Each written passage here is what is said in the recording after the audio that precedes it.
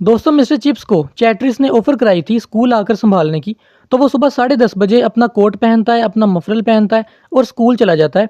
रहता वो अभी भी मिस्ट्रेस विकेट के घर पे है, बस स्कूल जाता है और वापस वहीं मिस्ट्रेस विकेट के घर आ जाता है। स्कूल में वो थोड़ी सी लैटिन और थोड़ी सी रोमन हिस्ट्री वगैरह बच्चों को पढ़ाता है और बच्चे हैरान होते हैं कि कैसे मिस्टर चिप्स को उन सारे बच्चों के चेहरे याद हैं जो पहले पढ़ चुके हैं, और जो अभी पढ़ रहे हैं उनके भी चेहरे और नाम याद हैं। अब क्योंकि मिस्टर चिप्स की आदत थी बच्चों को जोक्स सुनाने की, तो वो जब दोबारा स्कूल गया तो उसने कई नए तरह के जोक्स बना लिए नए बच्चों को सुनाने के लिए। जैसा कि ब्रुकफील्ड में बच्चों को मंडे वाले दिन एक खाना मिलता था जिसका नाम था रिसोल, जो कि गोश्त का बना होता था। तो मिस्टर चिप्स को वो पसंद नहीं था, थोड़ा सा अजीब था, इसलिए मिस्टर चिप्स उसे कहता था एबहोरेंडम। एबहोरेंडम का मतलब है कि घटिया गोश्त। तो ये उसने जोक बनाया था बच्चों को हंसाने के लिए। दोस्तों 1917 में जो स्कूल का हेड था चैटरिस, उसकी तबीयत और ज़्यादा ख़राब हो गई, इसलिए मिस्टर चिप्स को स्कूल का हेड बनना पड़ा थोड़ी देर के लिए। ये दूसरी बार था जब मिस्टर चिप्स स्कूल का हेड बना। और कुछ ही अरसे बाद जो चैटरिस था वो वफात पा गया।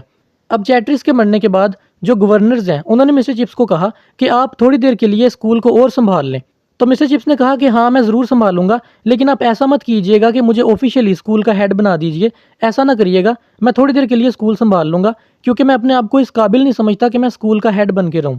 दोस्तों 1917 से लेकर 1918 तक मिस्टर चिप्स ही स्कूल का हेड रहा। वो सुबह सुबह चला जाता अपने ऑफिस में और जाकर वहाँ पर लोग जो आते थे कंप्लेंट्स वगैरह लेकर, जो शिकायतें लेकर आते थे, उन सबको सोल्व करता। और मिस्टर चिप्स के पास एक बहुत ज़्यादा एक्सपीरियंस था चीज़ों को संभालने का भी, और उसकी उम्र का जो जो तजर्बा था वो भी उसके साथ था। वो बड़े अच्छे से चीज़ों को मैनेज करता। और जिस तरह चैटरिस हर इतवार को उन बच्चों की लिस्ट पढ़ के सुनाया करता जो ब्रुकफील्ड के बच्चे मरे थे जंग में, इसी तरह अब ये बारी मिस्टर चिप्स की थी। तो जब वो उन बच्चों के नाम पढ़कर सुना रहा होता तो वो रोना भी शुरू कर देता, क्योंकि वो उन सारे बच्चों को बाय फेस जानता था। दोस्तों एक दिन मिस्टर चिप्स को स्विट्जरलैंड से एक खत आया जो कि उसके कुछ दोस्तों ने भेजा था।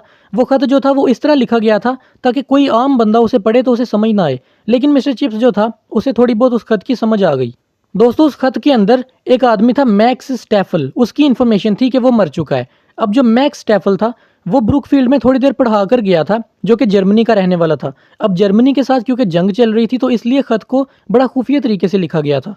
जब मिस्टर चिप्स नाम पढ़ के सुना रहा होता है उन बच्चों के जो मर चुके थे जंग में, तो मिस्टर चिप्स उन बच्चों को याद करवाता है कि हमारे यहाँ एक प्रोफेसर होता था मैक्स स्टेफल नाम का, वो भी वेस्टर्न फ्रंट पे मारा गया है। दोस्तों ये ऐलान करने के बाद जो स्कूल के बच्चे थे उन्होंने आपस में बातें करना शुरू कर दी। वो कहते हैं कि वेस्टर्न फ्रंट पे मारा गया, इसका मतलब वो जर्मन था, यानी वो दुश्मनों की तरफ से लड़ रहा था। लेकिन फिर भी मिस्टर चिप्स ने उस आदमी का नाम उन लोगों के साथ बोला जो कि ब्रुकफील्ड के लिए लड़ते हुए मारे गए थे। लेकिन उन लड़कों ने फिर सोचा कि ये लगता है कोई मिस्टर चिप्स का अपना ही ख्याल है जो कि उसने हमें बताया, ऐसा कुछ नहीं हुआ होगा। दोस्तों एक बार ब्रुकफील्ड के क्रिकेट ग्राउंड में बेयोनेट प्रैक्टिस चल रही थी फौजियों की।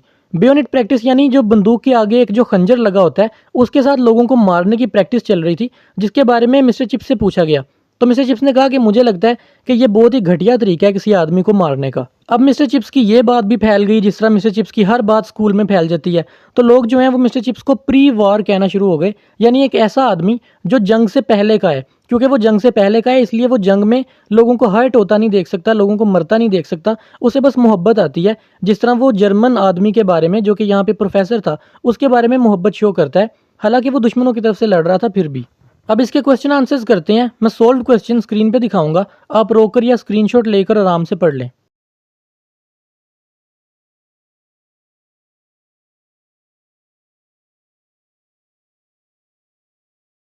मुझे उम्मीद है आपको वीडियो पसंद आई होगी। अगर आपका कोई सवाल या सजेशन हो आप कमेंट्स में बता सकते हैं।